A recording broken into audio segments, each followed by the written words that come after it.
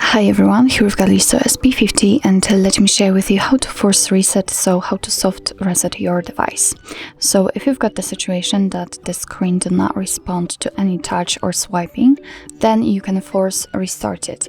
So all you have to do in order to do that is to hold the power button, which is right here, and the volume up button together, and to wait until the device will vibrate or you will see the logo of the developer. So let me press both of them together.